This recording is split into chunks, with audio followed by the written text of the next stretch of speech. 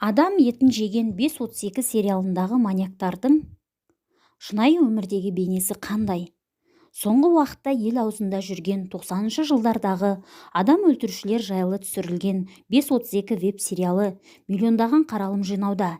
Ең қызығы, сериал шынайы оқиғаға негізделген.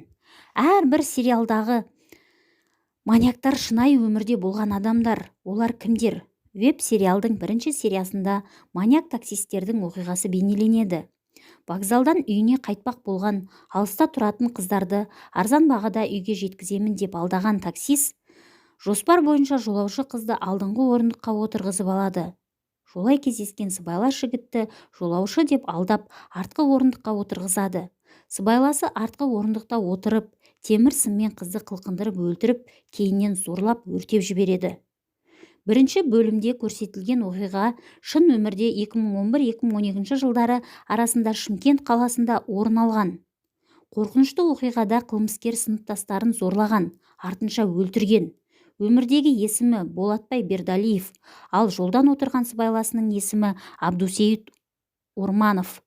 Осындай жоспар бойынша қаншама қылмыс жасаған екі дос ұсталып, өмір бақи бас бостандығынан айыру жазасына кесіледі. Сериалдың екінші бөлімінде адамдарды өлтіріп, етінен белаши жасап сатқан әйел кейіпкер туралы баяндалады. Сценарий желісі бойынша әйел көшедегі алкаштарға арақ беріп қатырып, артынша өлтіріп, денесін бөлшектеп, етінен белаши жасайды. Оны өзі де жеп, сатып, тіпті кәсіп қылады. Бұл кейіпкер негізінен шынайы өмірдегі Николай Жұмағалиев есімді сериалы маньяктың прототипі.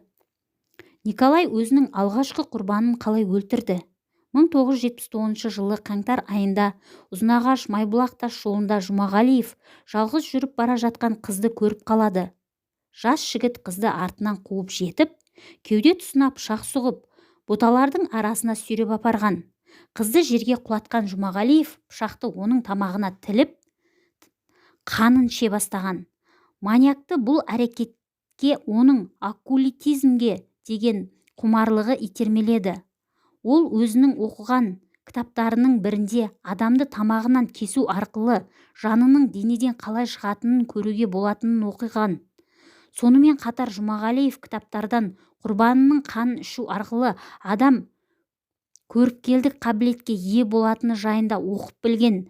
Бірақ шындығында ол қызды өлтіріп, оның жанын қалай шыққанын көре алмады және ешқандай тылсым күштерге ие болмады. Бірақ қарапайым маньяк атанды. Жұмағалиев өлтірген қыздың етін тамаққа пайдалануды жоспарлап, мәйітті сойып, бөлшектей бастаған. Ол бір айға жуық алғашқы құрбанының етін жеді, пісіріп, қуырып, тұздады, сонымен қатар котлеттер мен тұшпара да пісірді.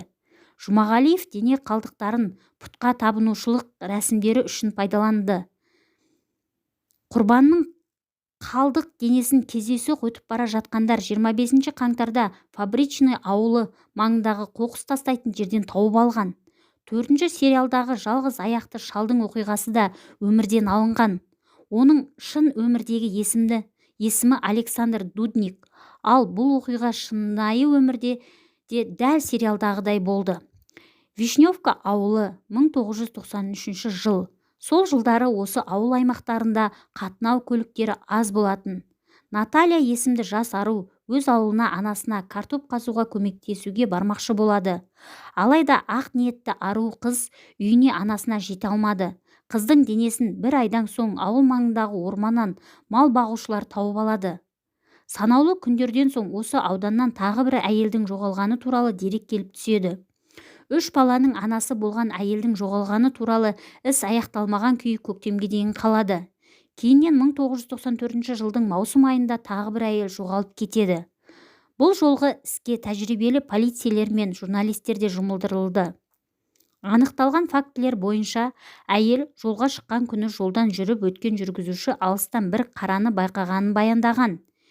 Ерекшелігі ол кәрі кісі, әрі бір аяғы жоқ деген екен. Ал бұл 56 жастағы сол Александр болатын. Александр сол уақытқа дейін де зорлау бабы бойынша түрмеде отырып шыққан. Ол 15 жылға сотталған болатын. Тіпті бір рет жертөле арқылы түрмеден қашып та кеткен екен. Оған өлім жазасы тағайындалғанымен сот шешімі мейірімділік танытып, оның бас бостандығынан айыру жазасын 18 жылға ұзартты. Алайда осы жолғы қылмыстары үшін Александрға расымен де өлім жазасы тағайындалды. Осылайша оны 1996 жылдың 5 сәуірінде ату жазасына кесті.